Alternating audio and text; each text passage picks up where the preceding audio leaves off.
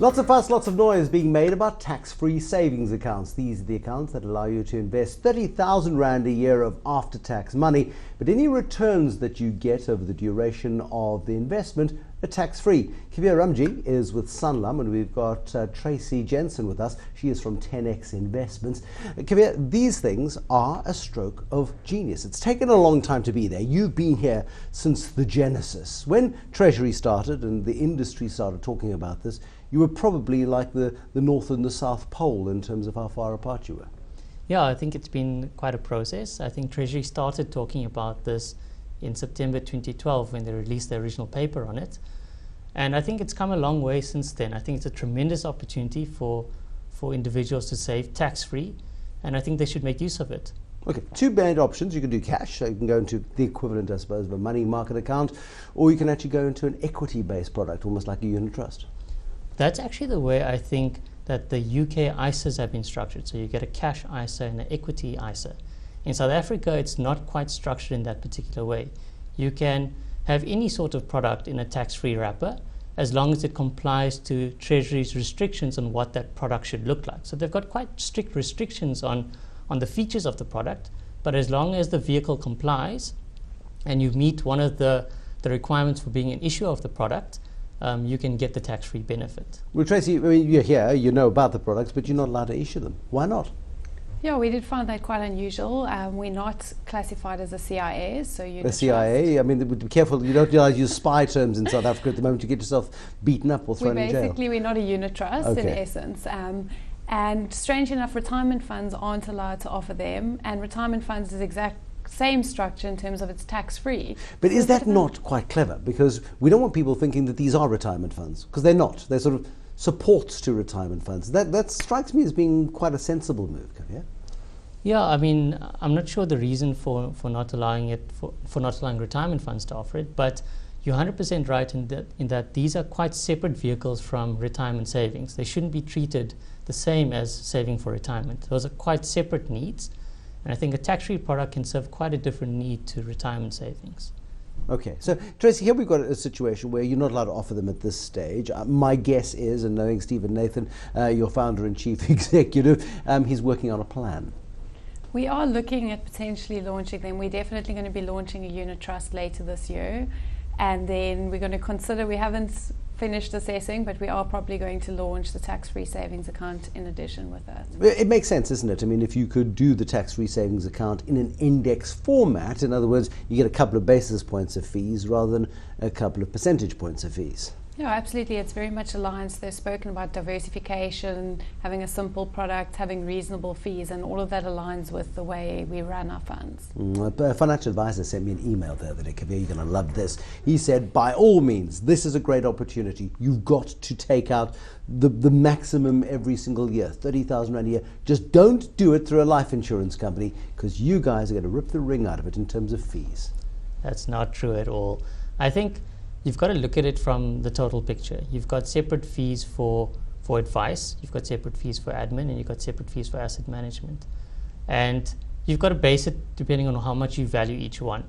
So I think if you look at it in totality, that's the way you've got to decide whether a product is appropriate for you or not. I think with the way that the industry is going, they're looking at new ways of disclosing fees. There's a new standard that's coming out. How about a new way of disclosing fees? This is what it's going to cost you. Just a crazy idea. Yeah. But, just one number, not six numbers, which is roughly what exists. I think the issue, though, is that there's different components that make up the fees of the product. So if you use an intermediary, that intermediary comes at a cost. If you use an expensive fund, that fund comes at a cost. So I think the important thing is that the client and the intermediary need to decide how much they value each of those components. Is there any reason on this planet to use an intermediary for this particular investment? I think so. Why? I think it's important to realize how much you want to save in this vehicle or not. I think because the rules around this product, you have to be very careful on how you use it. The fact that if you make withdrawals from the product, you can never replace that You can never amount. replace it. Yeah. If you open one up for your child, you stand the risk of your child using it at a point in time and losing their tax benefit forever. You also got to bear in mind that with a unit trust, you have an interest exemption and capital gains exemption, and that also offers a tax-free vehicle for you to save up to certain limits. So in deciding between a unit trust, a tax-free product, and an RA, all three have pros and cons, and all three need to be used in some combination when saving for your future. It strikes me, Tracy, that we've allowed what should be the simplest thing in the world after a bank account to become too complicated. I have to agree. I really don't think you need an advisor on this. You know what you can afford to put in. And it's a minimum of 350 rand a month or thereabouts, eh? Yeah, okay. Yeah. And at the end of the day, if it is used for emergencies as government intended, you don't know when that's going to be. So in terms of structuring your investment portfolio, you don't really need an advisor because you don't know when you're going to need the money. So how are they going to advise you on an unknown circumstance? And in terms of costs, I know you guys are big on costs because you pride yourselves on keeping the costs really low in terms of taking the advice out, taking the consultancy fee out, taking all of these different layers out. How many basis points could one get away with charging, minimum, on an equity-linked product, for example, an index product? You mean what's available at the moment? No, what if you structured it, how many basis points would you charge me? I would say what's fair is about maybe 40 basis points. Okay, so 0.4 of 1%. And you guys, Kavir, what are you coming in at? 2.5, 3, 3.5? Depends on how you structured your product. As a general equity unit trust. Okay, nice and simple. Yeah. A general equity unit trust type can link to these tax-free savings vehicles. What would you charge us? I mean, our product can get as low as 46 basis points. We've designed. Who do you have to know? Excuse me? Who do you have to know? No, it's the way we've structured the product. Okay. We have a very cost-effective product that can be sold either through... But that would be an index product, right? That is an index product. Yeah. We've got Satrix that's available. Mm-hmm. We've got Satrix that you can buy direct from Sanlam. You've got Satrix in the Sanlam Life product as well. And you own Satrix, so let's be clear about this. Yes. I mean, you own 100% of Satrix. We do own 100% the investment of Satrix, house, yes. I mean, we've also got active funds. So some people prefer active management, some people prefer passive management. We offer the choice. Why would we go index funds rather than the active route, Tracy? Well, in the long term, basically, the return that you get is representative of the average of the market return. So let's say it's 20% to given you less the total cost of investing. So while one active fund might do better, another one, somebody has to pay for that fund's outperformance. So on average, you've got a wider range. You've actually increased your risk. And because the costs are higher, on average, you're going to be worse off. So why would you make a move that's more risky and on average, you're going to earn a lower return? Over the past 5 years, Kavir, how many Sanlam funds have consistently outperformed the average?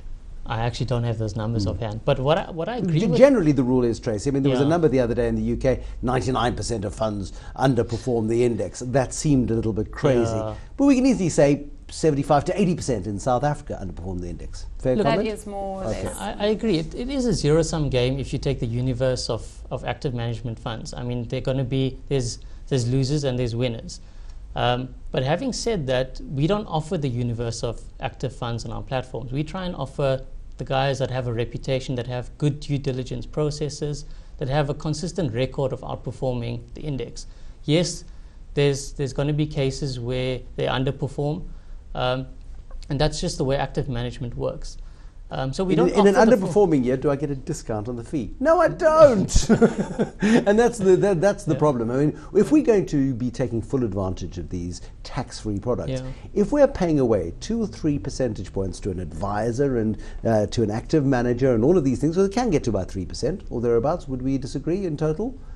It depends on who you go to. I suppose you could. Yeah. Okay. So in broad brushstrokes, it could get to say 3%. You pay that out over the 20-year duration of the product, and what? You paid away half your returns, or thereabouts, potentially. A little bit less, but yes, more or less. Okay, broad brushstrokes, broad brushstrokes. Lost a lot of your tax advantage, basically. Yeah. And so then why would one bother, is the point. So you've got to be smart about this, Kavir, when we go into them. What's the best way? Yeah, I agree. I mean, I still think there's a place for both. I think there's a place if you believe that certain fund managers have a consistent record and they can outperform. I can give you a list of fund managers that had a consistent record, and their records become consistent the other way in recent years. It does happen. Yeah. It was actually interesting. The Financial Times has done an updated study. The updated was 18 months ago. Now they've done another study, and they actually showed that consultants and people who pick the funds to help retirement funds and various investors that on average they earn 1% less Mm. than if people chose the active funds themselves. And I understand that there's processes and there's rigor and they spoke about all of that, but in the end the results show that it doesn't add value. Yeah, and that's the great risk. But let's not be too mean to Kavir. Popularity in terms of uptake of these, they're 2 or 3 weeks old. They're embryonic at this stage. Are people keen? Yeah, I mean, we've got a lot of feedback on sanlam.co.za. We've been selling the product now for just over a week. I don't have the numbers for you offhand, but I expect that it is going to be quite popular based on just the comments that we've been getting so far. Tracy, there's a criticism of this in saying 350 Rand a month is too much for people who desperately need the advantage of a tax-free savings product, and 30,000 Rand a year is too small for people who can truly take advantage of a tax-free investment product. Fair comment? I don't completely agree, because you've got to look at people whether they're paying tax or not. And if you can only afford 350 Rand a month, what tax bracket are you in? And then you've also got your interest exemption and your capital gains exemption. So I don't completely agree. And on the upper end of the scale, well, do those people really need the tax advantage as much, and do they need the encouragement if they are going to be saving that much anyway? In terms of restrictions, can mum, dad and 6 kids each have one of these things, or is this purely for mum and dad, 30,000 Rand a year tax benefit? Yeah, it's per individual. So it doesn't matter who then donates the money to that individual per year. I think the critical thing, and I think this is what Treasury were quite concerned about, they were worried about potential abuse. So you save 30,000 Rand in your kid's name, it's a tax-free avenue to save. And I'm going to use it as a piggy bank later on. And use it as a piggy bank, exactly. So what they've tried to do is they've tried to discourage that sort of behavior, and they said that if it's saved in the name of a minor, the funds can only be withdrawn into an account that's in the name of a minor as well. So you can save for your child in the product. You just need to be aware that. But you will have parents who will have an ATM card in the name of the minor. And it's not a foolproof solution. It's not foolproof. Yeah. Do we need to legislate more tightly around that? I mean, if you put it in the name of an individual, it's for the benefit of that individual, surely. Yeah, so I don't know if it needs more regulation or not. I think we need to see how people use it. You know as well as I do that there are people who are going to be less than honest about it. Yeah, surely we need to close that barn door before the horse bolts. Yeah, so that's something we'll probably have to take up with Treasury if it's something that's going to be abused. It will be. You know it will. Yeah, you guys see human nature at its very worst. Money destroys quite decent people. Look, the other way of thinking about it is not a lot of people have that much of disposable income to chuck into unit trusts, RAs, tax-free accounts for them, their wife and kids. You're talking about a small percentage of the population. But those are the guys generally who are the sneakiest and they think about these things. Kavir Ramjee, nice to see. He's from Sanlam, and also Tracy Jensen. She is from 10X Investments. Good luck with getting a product to market. That's it for tonight with Bruce Whitfield. Thank you so much for watching. Lots of ins and outs with these products, but a great initiative by the National Treasury, and the industry has participated as well, to get tax-free gains on 30,000 Rand a year, up to a maximum of 500,000 Rand. But you've got to bet that those goalposts are going to move over time as well. So start today, do it. Otherwise, you're going to miss out on the opportunity. Thanks for watching. There'll be more tonight, tomorrow. Till then, bye-bye.